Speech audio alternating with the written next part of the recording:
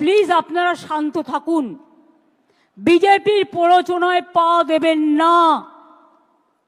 ইমামদের একটা role play করতে হবে, আর আমি কিন্তু খুঁজে বের করব বর্ডার এরিয়ায় বিএসএফ কাকে কাকে হাত করেছে এবং কিছু বাচ্চা ছেলেকে 5,000-6,000 টাকার বিনিময়ে ইট ছুড়িয়েছে।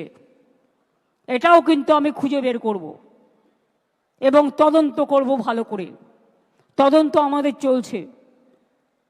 আমার একটাই কোশ্চেন থাকবে, হোম মিনিস্ট্রিতে যারা খাইয়ে এনআইকে দিয়ে টুইট করিয়েছেন, যদি বাংলাদেশ সত্যি যাই হয়ে থাকে বাংলাদেশের লোক, আপনি কেন ঢুকতে দিলেন?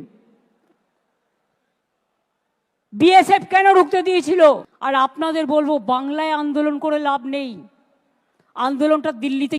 আর রিসেন্ট যে ভেজাল ওষুধগুলো এসছে বিভিন্ন রাজ্য থেকে, আমরা একটা অ্যাডভার্টাইজমেন্ট করে ওষুধগুলো কোম্পানিগুলোর নাম বলেছি, সেটা কি আপনারা সব জায়গায় টানিয়েছেন? প্রত্যেকটা ওষুধের দোকানে বলুন এটা টাঙাতে। ওষুধের দোকানেই তো লোকে যায় ওষুধ কিনতে। সরকারি হাসপাতালের ডাক্তাররা যেন এই ওষুধগুলো ইউজ না করেন, এটা যেমন একটা দিক। আর একটা দিক হচ্ছে, বহুত হাসপাতাল আছে যেখানে সামনে দোকান আছে মেডিসিনের, বা অন্য জায়গাতেও থাকতে পারে, মানুষ তো আর জানে না, লক্ষ্য রাখে না, যার জন্য আমি অ্যাডভার্টাইজমেন্ট করেছি 3-4 দিন আগে। দেখবেন রিসেন্ট যে 50টা ওষুধ এসছে, 55টার মতো গুজরাট এবং ইউপি থেকে ভেজাল ওষুধ, সেই কোম্পানিগুলোর নাম দিয়ে দিয়ে, ওষুধের নাম দিয়ে কাগজে অ্যাড করা হয়েছে। এ কথা বলার জন্য আমাকে জেলেও ভরে দেওয়া যেতে পারে, কিন্তু আই ডোন্ট কেয়ার।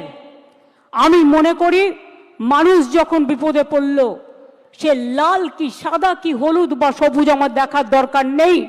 তাদের পাশে দাঁড়িয়ে তাদের অহংকার, তাদের মর্যাদা, তাদের সম্মান, তাদের অস্তিত্ব, তাদের অস্মিতা সব কিছু ফিরিয়ে দেওয়ার দায়িত্ব আমরা কেউ অস্বীকার করতে পারি না। আমি ধরে নিচ্ছি এটা প্লাস হবে। প্লাস মানে নিশ্চয়ই ক্লারিফাই করে, let the good sense prevails, এবং তারা যারা যোগ্য তাদের চাকরি না কেড়ে নিয়ে তাদের কাজ করবার সুযোগ দেবেন। বাই চান্স যদি না দেয়,